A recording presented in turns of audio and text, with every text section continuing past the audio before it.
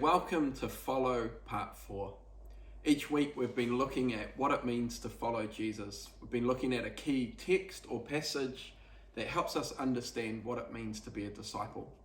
Today in this session we're going to look at a passage in Matthew chapter 16, verse 21 to 25. Let me read it out. It says, "From that time on, Jesus began to explain to his disciples that he must go to Jerusalem and suffer many things at the hands of the elders, chief priests, and teachers of the law, and that he must be killed and on the third day be raised to life." Peter took him aside and began to rebuke him. "Never, Lord," he said, "this shall never happen to you." Jesus turned and said to Peter, "Get behind me, Satan. You're a stumbling block to me. You do not have in mind the things of God, but the things of men." Then Jesus said to his disciples, "If anyone would come after me, he must deny himself and take up his cross and follow me. For whoever wants to save his life will lose it, but whoever loses his life for me will find it." So we see in this passage here, Jesus is walking with his disciples and he tells them that he's going to go to Jerusalem, he's going to suffer a lot of things, and then ultimately he's going to be crucified. I mean, Jesus' disciples are shocked at this. They're expecting the Messiah to come and restore the kingdom of God to Israel. This does not fit with their paradigm. It's kind of challenging. They're kind of like, this is not going to happen. There's this kind of allergic reaction to it. It's not what they signed up for. These guys, hey, I signed up to be victorious and triumphant and to be part of this kingdom on earth. And so Jesus, his words here are challenging. And so Peter, speaks up and potentially says what others are thinking. I don't know, but he says, "Lord, he says this is interesting. He says, "No, Lord," which really don't go in the same sentence. And then he goes a step further and like he takes Jesus aside. He's like, "You're never going to go to the cross, and this is never going to happen to you. We won't let it happen. It's not going to happen." And at face value, that seems very sympathetic. Like obviously Peter's got Jesus like heart and mind. He's like, "Hey, I don't want you to suffer. I don't want you to die." It sounds like a very compassionate kind of sympathetic thing to say, but Jesus comes out of the blue and he rebukes Peter and he says, like, "Get behind me, Satan." That's potentially the strongest rebuke in the whole Bible. He's like, Jesus identified that what was coming through Peter's voice was satanic and demonic. Wow. And so I remember looking at that and thinking, that is a huge, is that an overreaction? Jesus, what's going on here? You're like, man, but really we got to understand what's happening here. And what's happening in this passage is that the enemy was speaking through Peter to try and tempt Jesus to say, you can have your destiny without the suffering, the sacrifice, and the self-denial of the cross.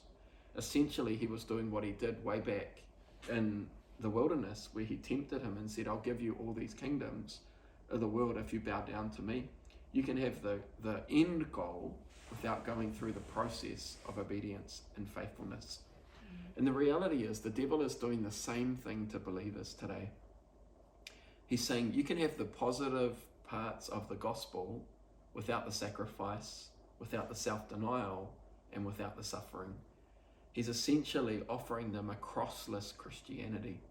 And that's why Jesus was so violently opposed to this. That's why he rebuked Peter and then straight away turned to his disciples and taught them that following him means self-denial and taking up their cross. Because he's trying to protect them from the spirit that's coming through Peter, that's trying to sell them a gospel that's not the real gospel.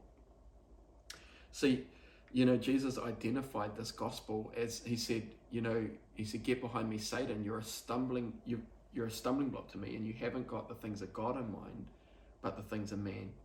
Essentially, Peter was offering him a man-centered, or we would say today, a humanistic gospel.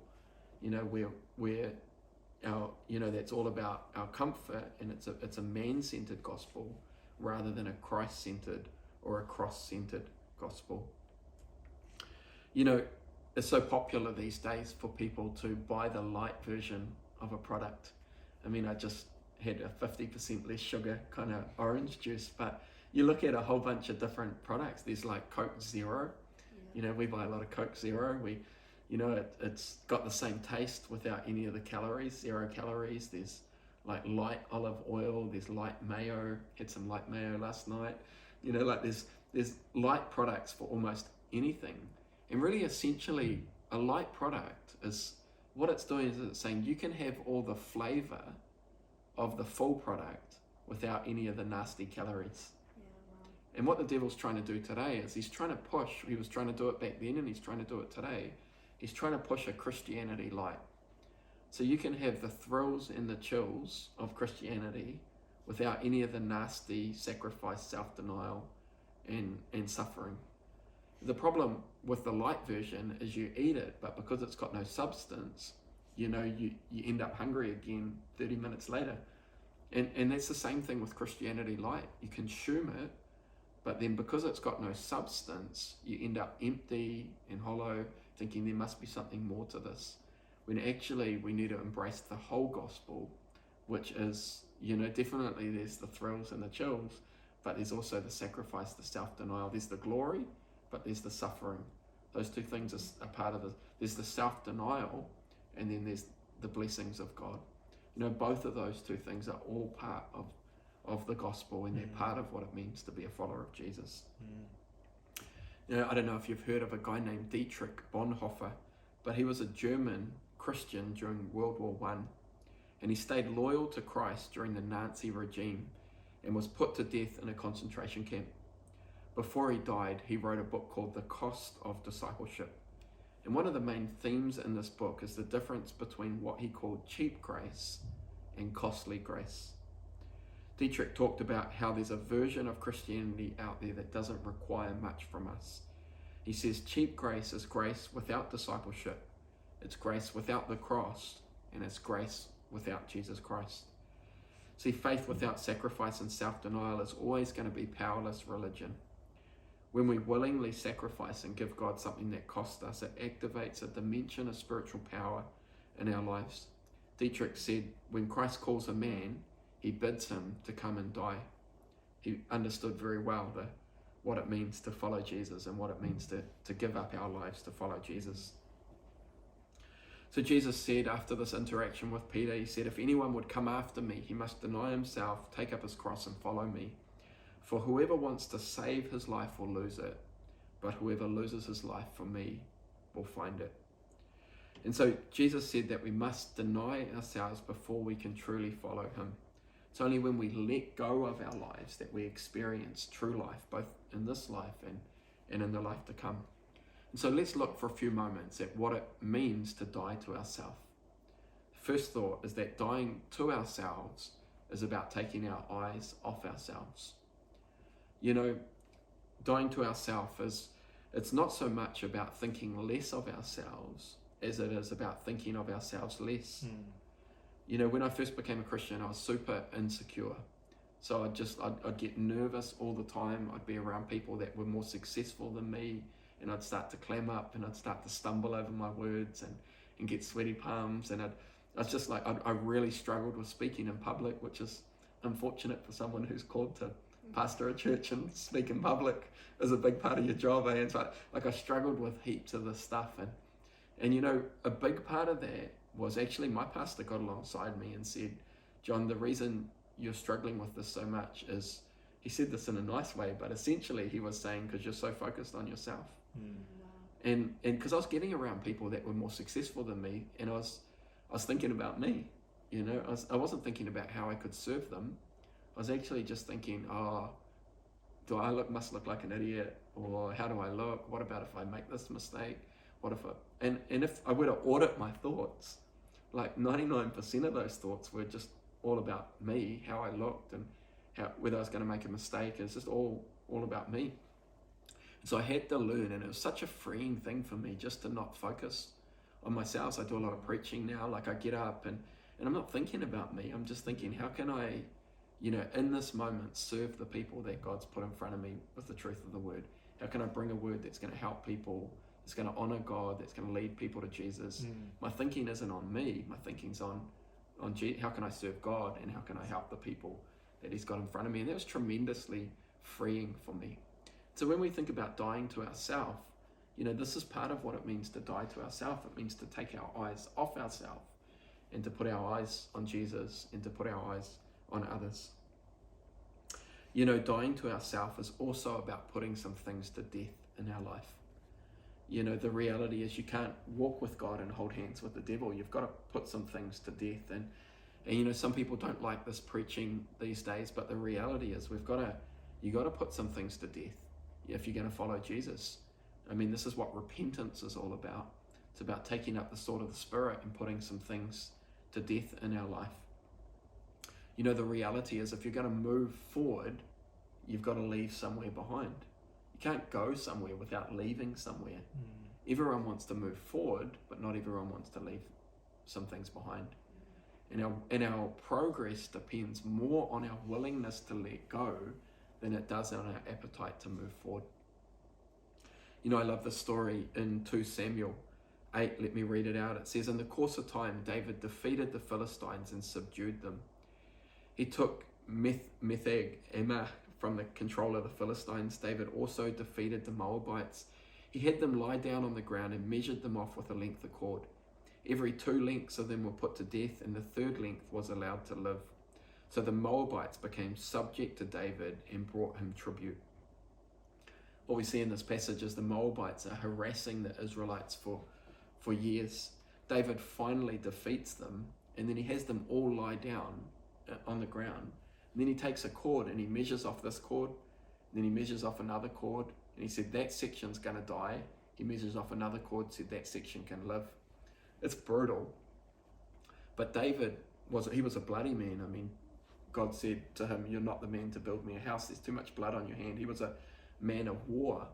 But David understood something about war that many of us don't understand. And he understood that if he didn't kill his enemy, then his enemy was going to kill him. Yeah. And these things in the Old Testament were written, it's a physical thing to represent a spiritual reality for us. Yeah. We're in a spiritual fight, and our fight isn't against flesh and blood. It's against the enemy. It's against sin.